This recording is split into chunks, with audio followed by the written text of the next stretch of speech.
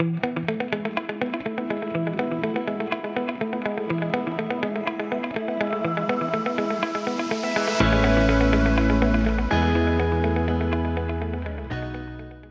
everybody. Jack Russell, President of One Zone, here with Mayor Finkam for Beyond the Roundabout. Welcome back. Hello. Yes, super, super excited.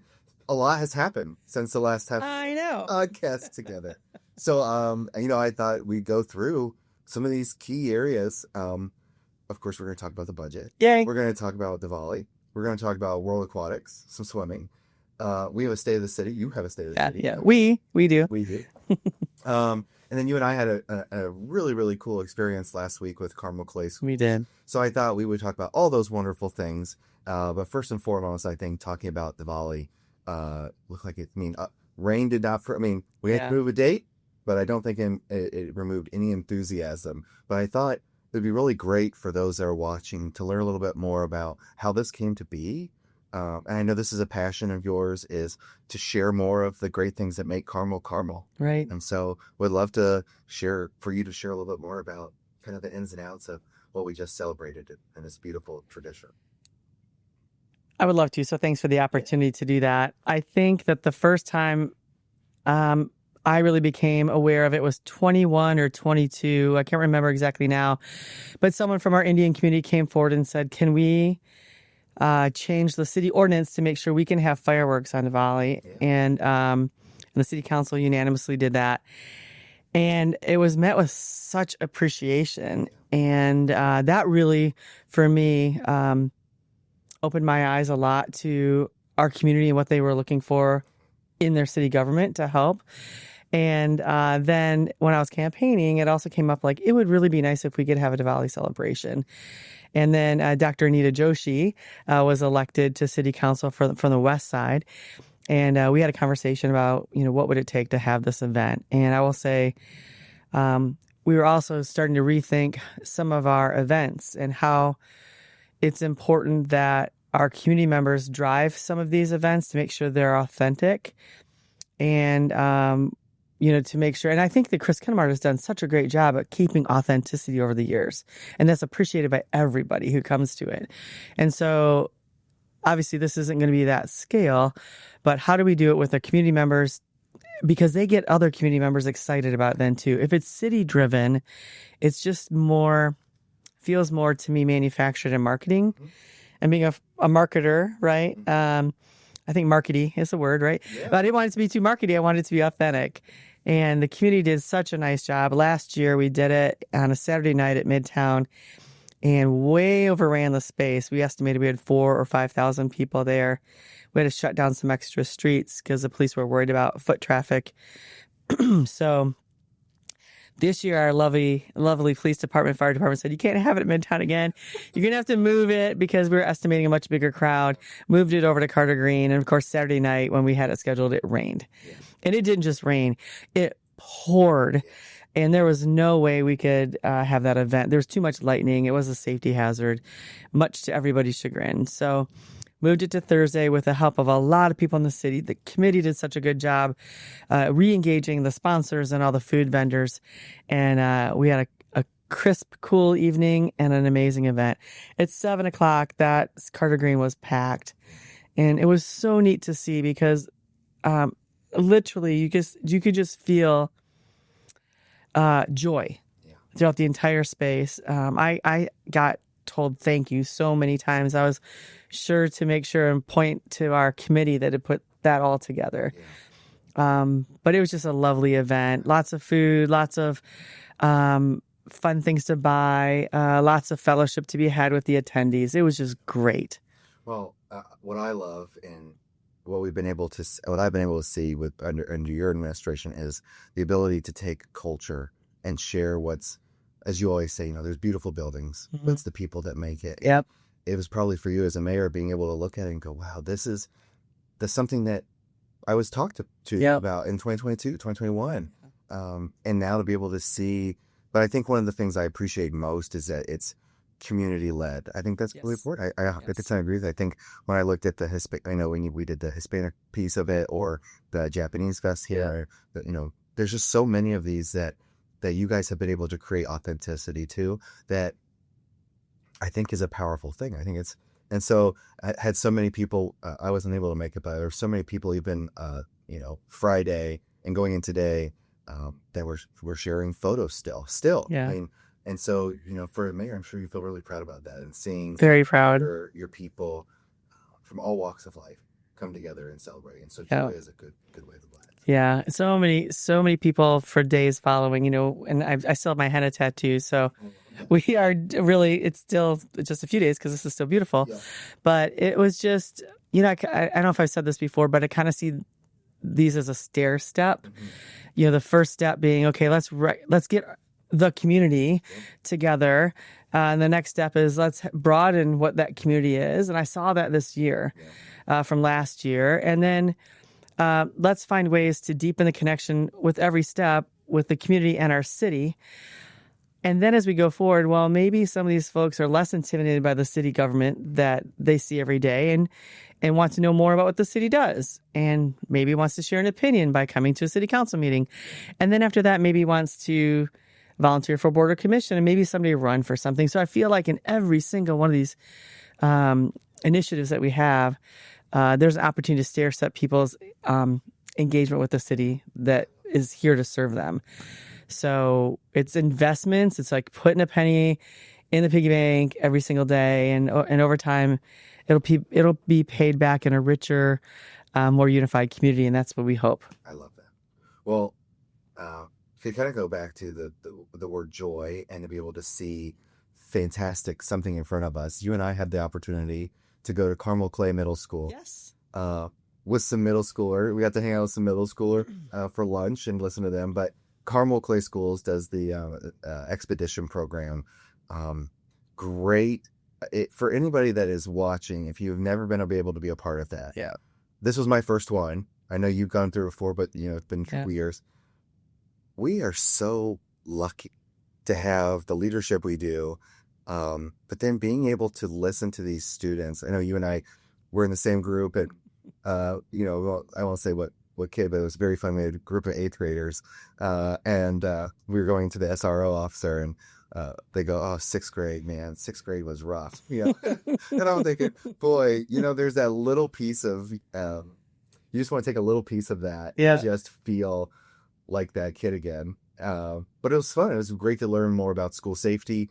The work that is going in our schools around school safety, hiring to, just all around budgeting, which of course we'll talk about the Carmel budget, even their budget. This was such a unique program for somebody that serves. I've never been in those 4 walls. I felt like it really gave me some insight on how proud we should be. And Dr. O, I have to say, Dr. O, between 2 sessions, knowing every single event that was getting ready to go on with his kids from middle school to high school, what regional tournament, state tournament. We're so lucky even at that front too, to have someone like him who's leading that charge. But I just wanted to get your thoughts too. It was so much fun. I just had I left learning a lot, but also being so proud of our school system here. There's a reason our school system has been our #1 economic development driver for decades. And it's because of the quality of administration, the quality of education, and the quality of the kids in the school. And, you're talking to these kids that are 8th grade and you're thinking, you forget because they're so mature, they're so smart. And obviously they're chosen for this program because they've exceeded. But you kind of get lost in the fact that this is a little adult here. And then they see something like, I want a sticker. You're like, they're still kids. And, this is why we exist, right? To shepherd that next generation through. And I'm going to find opportunities for a couple of those kids we interacted with because they're just special. And Dr. Ostrike has been amazing, following Dr. Beresford. And he's such a strong partner to me as mayor and to our city. I think it's, been super fun getting to know him, and I appreciate the leadership that he brings to our community. And by the way, we're talking about events. Both the boys and girls soccer are up for state championship on Saturday at IU Indianapolis in that field there. I think they play at 4, the boys, and 6:30 the girls. And how exciting is that? So same time, and I love that they get to cheer each other on too, at least for part of the game. I'm sure the girls have to go warm up at some point, but that's super exciting. But that expedition program is something that I think I went through it 8 years ago. And I just felt like as one of the main cheerleaders for the City of Carmel, or maybe the main one as mayor, I wanted to make sure my facts were straight and with updated information. And, because between budget changes and enrollment changes and curriculum changes, all the things that have changed and are always, evolving.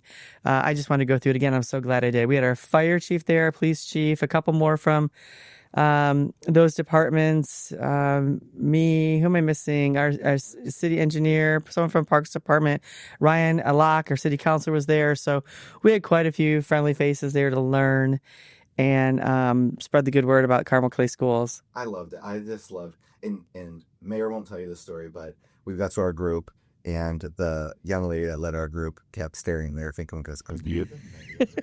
I was like, "Oh yeah," but I can remember someone coming in when I was in school and giving me a tour, doing something like that, and that wasn't. I mean, it was so fun to watch even the kids, like when you were walking through, and she was just, "Are you the mayor of the city?" And you're like, "Yeah," and then we got to sit down with them and have conversations with them. They're so proud of their school. You could tell. I mean, every little piece that we got to walk through the cafeteria, through these different pieces, it was fun to watch how proud they were of being a Carmel kid and showing their school off and telling us the very honest parts of being a middle schooler and being a part of that school. And then you meet the administrators and you just listen to student focus. We're student focused. We want to make the best of the student. So yeah, I just walked away with number one. It made me feel like a little bit of a kid again, where you get to walk around middle school, and the lunches are much better than I remember. For sure. I mean, God bless that woman that ran the lunch. Number one, it's because it's 1,400. Yes. But you could even tell with the work that she was doing, she truly wants to make sure these kids have the best of the best. And 29 years of taking care of, the nutrition of kids. And, 1,400, if she doesn't do it right, they'll take her hostage. So it's like legitimately important. Yeah, exactly. But it was a good lunch, and it was fun to be in that environment. So super glad that we got the experience. We got 2 more classes coming up. We'll talk more about later, I'm sure, at some point. But it was great. And then we did touch on the SRO. Yes. How great was SRO Vasquez? She's got a personal mission, a personal reason for being there. Talks about having one pocket of cards in one back pocket, and it was Uno No Mercy in the other one. Yeah. And just that, she is personally committed to making sure those kids feel included, like they belong, they matter. And her goal is to not interact with them when they maybe don't have the best day. Yeah. And that she's got a personal relationship, so that she's always in the lunchroom, she's always hanging out.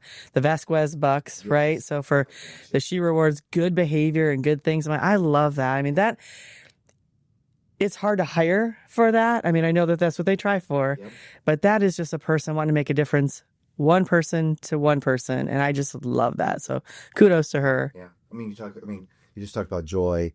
That's what I felt when we were there. Was just both kids and adults and leaders in that building, that every day, every day is perfect, but it felt like, hey, we are so proud to be here. Yeah. It was so awesome. A legacy of excellence is what they're trying to do. Yeah. So I'm getting my numbers here for something we talk about sooner here, but a legacy of excellence that I think permeates our entire community, from city government, what you do at the One Zone, obviously the school system, our galleries, our small businesses, our big businesses. Like, there is a legacy to uphold here, and I appreciate that everyone holds us to really high standards, holds each other to high standards. We should do that. Yeah, I agree. And I think that is a good transition to our State of the City. Yep. So one of the things that is going to be on November 10th, number one, at the Center for the Performing Arts Allied Solutions Center. But one of the things that I just wanted to share with the group as well, or the people that are watching, is this is a long-standing event that even pre-merger, the Carmel Chamber hosted. And many chambers host them. And I think that's one of the things I wanted to have a conversation about too, is understanding that, we as a Chamber of Commerce, and actually most chambers across the state, host their own states of the city. We're lucky enough to have yours and Mayor Fannis's. And we also do State of the Towns, up at Beck's. And it's this time, this opportunity for us to share with the business community the things that you and your team are working on. And we've had it forever.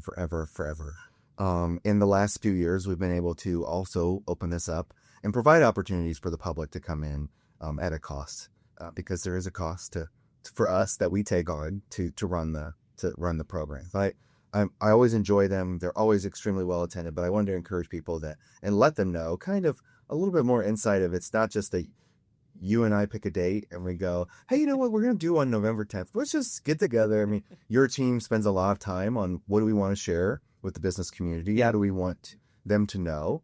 And my team spends a lot of time on the operations and logistics along with the center. And then we create what I believe is an excellent product for our business community.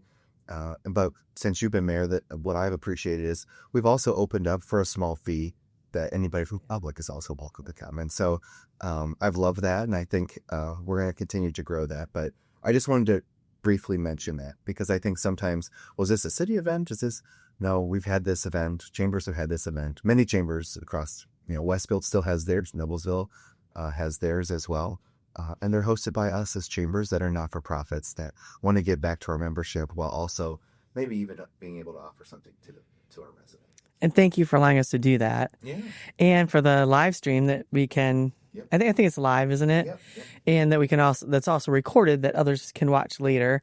I continually hear throughout the year that I watched this the other day kind of thing. So I don't know if people are looking for something specific or just happen to catch it on YouTube, but greatly appreciative of that effort. And to have it at the Panem and Cius Palladium is such a beautiful, grand space. It's appreciated. So thanks for all the work that your team does to make sure that it goes off without a hitch. Yes, it's true. I think at the end of the day, I wanted people to know it's a true partnership. It's true understanding that you as the leader of our beautiful city, it is our opportunity to open our doors to the business community, all 1,300 of them that want to attend and hear the great things that are going on in our city. So I just briefly want to mention that because, I think it's always important for people to know the ins and outs and workings and that things just don't pop up and just happen. There's a lot of work. Your team and my team work together very closely to make sure that the experience for anybody that steps foot in our beautiful Palladium experiences. Yes. It's at Carmel. I figured we'd do budget next. Yay. And then we'll go into we love budget. Aquatics. We'll go from budget to swimming. Underwater on both. Yes. But I did want to talk about the budget because it was a process. Yeah. Much longer. And I think understanding there was a lot of changes, and I think people, this isn't a typical budget session as it would be before. With the Senate Enrolled Act 1, there were changes that you had to anticipate not only for this year but for the future. Yes. And you said that when running for office, that when you ran for office, I remember this very, very clearly, that, the next chapter, we don't know what these things may hold, what external factors may come about. And we lived it when, with Senate Bill 1, making big changes to property taxes and the things that we do. So I thought it'd be really important to talk about the budget and what that process was like for you and your team, because it's a much different approach than what you've had to do in the past. Yes. Providing the same level of service, if not better, while being more fiscally responsible. Not responsible in the fact of not, but understanding, hey, this is our budget and we need to execute that. So I thought, what better way than to you and I talk about it. Love it. And see that. So. Well, I will say the budget process actually probably started back in January when we realized the extent of property tax reform that the governor and the state legislature was talking about. It was very clear the first version that Governor Braun presented would have cut Carmel for the first 3 years, 24, 27, and 31 million out of 144 million general fund. That's a significant cut when and I don't know the number off the top of my head, but public safety is roughly 65% of our budget, I believe. And then, personnel, the people in a service role are essential. And that's the biggest part of every budget. People, the salaries, the benefits, and the things that support them. So when we saw that, we're like, okay, we're going to need to put in some austerity measures right now. And I'm really proud of our team. When I say our team, I mean the 770 employees that work for the City of Carmel. That number floats a little bit, so ish. Yeah. And because of their hard work, we were able to pull back $5.2 million out of the budget. Now that makes some people a little antsy because they're like, especially our city council in one way, because they're like, hey, we approved this budget. We wanted you to put it to work, to do the work of the people. We did, but we also felt it was important to pull some back. And I'm glad we did because we're able to pay off some capital leases and some loans, some bonds early, which reduces the demand on the budget for 26 as well as future years. So that's super important. And then also, just to start talking to our folks about some priorities in the austerity measure. And we even cut back things that are unpopular, like, hey, stop paying for in-office food for things. Those are little things that you take for granted, but they also can add up to significant dollars for a larger organization. So when we started the budget for this year, formally in April, we started talking about zero-based budgeting again, which we did last year. But this year, we also included people in it. Justify all the bodies that you have and what their contribution is. And for every dollar that you want to put in your budget, we got to hear from you that it's working. Yeah. And that's kind of the next iteration of budgeting next year, is that it's going to be like performance-based budgeting. So zero-based budgeting and performance-based budgeting. It's not good enough to just wipe out your budget, start from fresh and build it up. But also, if you're going to build it up, you got to tell us, how did it work for you last year or the year before? Because why would we continue to invest in something that's not making a return for the community? So I think we asked our department leaders to sharpen their pencils, knowing this was going to be a tough year, and to come in with tighter budgets, maybe fewer wishes, come with the needs. And they came in with, I think it was $161.9 million of requests. Our revenue is $144.6. So big gap. We had to start. Now, what we expected was our general fund would be around 154. Before SEA 1, it was 144 post SEA 1. So either way, whether you look at requested dollars, expected dollars, or actual dollars, the reality is the budget was tight. Yeah. And what we tried to do is kind of spread out the pain a little bit everywhere. I don't know what to anticipate for 2027 budgeting, which will start here in 5 months, which makes me breathe heavy for a minute, but we just got past this one. Exactly. Because I know the state legislature will be coming back in and making some fixes. I'm not sure exactly what that'll look like yet. But appreciated the city council approving it unanimously. They dug in, and at the end of the day, they only really cut about $400,000. I think it was the number, $500,000 out of it. And some of those dollars really, I think, will come back and ask for because of fire department hiring that we'll need. But appreciate their unanimous support. Now we can put the budget behind us and just roll up our sleeves and together get going on putting these programs and initiatives in place. Our department directors, I'm going to challenge them to, if they ask for people, to get them hired in the first month, which means posting those jobs now so they'd be ready to go. I think the philosophy has always been like post those in January. I don't want to wait on that. We've got the budget there. And kind of get moving. Next year's a big year. We've got union contracts up for renewal to start in 27. We've got unknown cuts coming our way. We're going to have increased expenses. We know with inflation creeping up a little bit, and pressures all around us to perform better. But the good news is I know we have great department leaders, and great initiatives moving forward to put us in the right path. We're spending historic spending on public safety. We're hiring 17 firefighters to start on Saturday. We have 23 more expected to start in January. And we expect that in 27, we'll have at least 13 retirements. So probably another big class starting in 26 as well. So we're getting tremendously younger with the fire department, which means we've got a lot of experience walking out the door. The police department went through this a few years ago, and there's still some significant retirements coming as we go forward. We wanted to invest more in IT. I think we ended up with a 9% increase in budget. And remember, for every department that went up in budget, others went down significantly. So we had to make those offsets. But I look at IT as a public safety initiative too, with cybersecurity being one of the biggest things we have to pay attention to and invest in. And just kind of like dipping our toe on the AI water.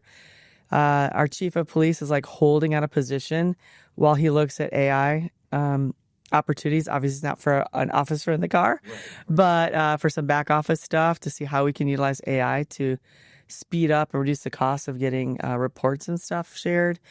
So we got a lot of hard work in front of us, but I'm looking forward to getting rocking on it. Yeah, I love that. I think, and I encourage anybody. I mean, there was a process. Everybody went through the process, got better. And it was great to see through the end all result that it was unanimous and that the council approved it 9-0 and we moved on to the next thing. So I appreciate that. It was, while I wasn't at every meeting in person, got to watch them online. And I encourage people to watch the meetings, to say that there's not a lot of work that goes into it or the transparency piece of it, things like that. All you got to do is watch a meeting and you'll see that it is. It was a long one. It was a long meeting. That last one was a long one. All of them were long meetings. All of them were long. Yeah, last one was really long. But I think we, came up with the result. You've been given the blueprint, and now let's execute her. And if there's somebody out there who's super interested in nerding out on our budget, we, not this year, but last year, started an expanded online offering for our budget. So you will see every department budget, a PowerPoint deck for them. You can click through to videos that they presented on, and then the whole city budget pulled together, which it's a little confusing. It's not like your typical gap-based accounting. It's fund-based accounting, kind of like your grandma's envelope system, right? Or Dave Ramsey's envelope system, where each department has a bucket. One of the philosophical changes we are trying to go to is not department-based, but enterprise-wide. And that's really important. We are able to find some efficiencies. An example being, we had 4 different departments going out and marking utilities for line locates. When you call 811 to dig, we had the street department had an outside contract for $220,000. IT department, water, and sewer. They probably drove past each other getting to these homes, right, to mark utilities. And so we got the smart people in the room that are over these departments and said, you know what, we can centralize this with the utility department. We'll cut the contract. And even if we have to get another guy or gal hired to do this, we still save money and we make it more efficient. We shared the quartermaster position. We had both of them open for police and fire at one point. We're only hiring one. And they're one person over both departments. That's a cost savings. I mean, we even got to the nitty gritty looking at how many postage meters we had in City Hall. Yeah. And it may sound a little silly, but the reality is all those envelopes go to one spot in the mailroom. What about just one postage meter in the mailroom? So I think that over time, as we get more used to looking at enterprise-wide solutions, we'll become much more efficient. We hired our first ever purchasing person at the end of 24. He has more than made up for his salary and the dollars he's saved. Yeah. The negotiations he's been able to do. So we'll get there. Yeah. But it's kind of fun to watch a team come up with ideas that make us better. Yeah. It'll take a while. We're a big ship moving slowly. But we took this opportunity with SEA 1 to do is like, how can we, it's still going to be a big ship that moves slow, but how can we maybe rotate that a little faster and benefit from and celebrate the improvements that we find? That reminds me, Mayor Fadness considered himself, when he did his podcast, he's the cruise ship captain. Oh, good. So he too has a ship that he moves. I love it. I think that's funny that you both there's a ship analogy. But, last thing, I know that this is a passion of yours that you love. When we talk about Swim City. Yes. It was so much fun to watch as we were getting to the actual day. But so much went on. And so I thought being able to give those that are watching a little bit of insight. Not only do we have some Carmel swimmers, some world record breaking, but also, what was the impact for the city of Carmel when it comes to something like that? First of all, I want to give all the kudos in the world to World Aquatics. Dale Newberger in particular. He's I believe, the treasurer of that organization. You know, they're the sanctioning body, if you will, the event organizer for the World Swimming Cup. And, you know, and he had kids go through the Carmel system 20 years ago, I think, something like that. And so the fact that when there was an opening and he was able to say to the schools in the city, what do you think about having it in Carmel? Everybody said yes immediately, right? Yes, make it happen. Now what do we got to do to make it happen? Right. So kudos to World Aquatics. I got to spend some time with the CEO, and he really can feel that there's something special here in this community as it relates to swimming. And I think we'll have other opportunities. I hope we'll have other opportunities down the road to either host different events, because it's not just what they have, like polo and other things.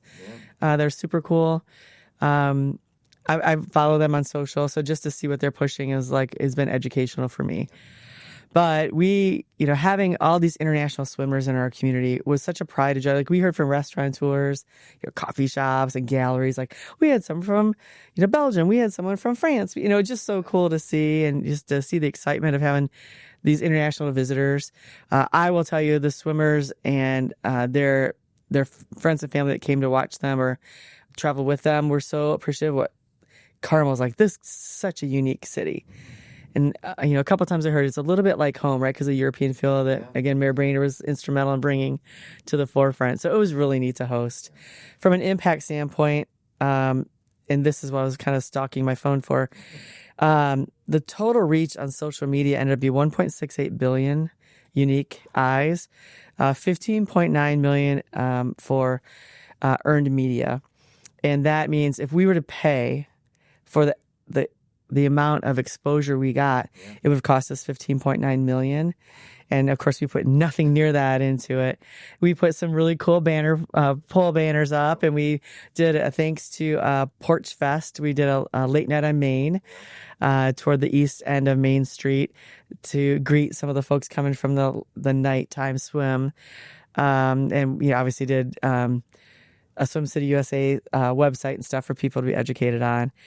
But it's just really cool. 76% of the online coverage was from news sources too, which I think is important, right? Because you get this third-party credibility in that, and it's just amazing that, you know, what that brought to us. And a lot of swimmers had said, "I've been to Indianapolis, but never up to Carmel." Yeah. So again, I heard great things about the Renaissance Hotel too, about the hospitality they showed these guys, because they were technically the conference hotel, if you will, the swim hotel. And then we had a shuttle service coming across all the time. But amazing pool. I mean, what Carmel High School and Skillman Corp were able to create in that space, just beautiful, beautiful facilities. That's what I was going to say was, this was in Carmel High School. Yeah, it's like amazing. I mean, could choose anywhere, but to be fair, I mean, the facilities at Carmel High School are, I think they're second to none. Yeah. Now, they said there's only 3 facilities that have indoor twin 50-meter competition pools. The natatorium at Indianapolis is one, and I believe the other place is in North Carolina, and then Carmel High School. And now we got a world record broken in Carmel High School. They're going to find some way to have some of those records and stuff on the wall in the natatorium, which will be really neat to see over time. But super cool, and it's just so proud to host, and it's kind of a little surreal. And I'm sure that Carmel High School, you know, Jim Inskeep and Dr. O and others felt the same way when you're looking around saying, you know, we had a dream to provide incredible facilities for our 500-600 kids in the swim program, but now we have this opportunity. It was truly, if you build it, they will come, or they will swim. In that case, it was really neat. It was amazing. Well, thank you, Mayor.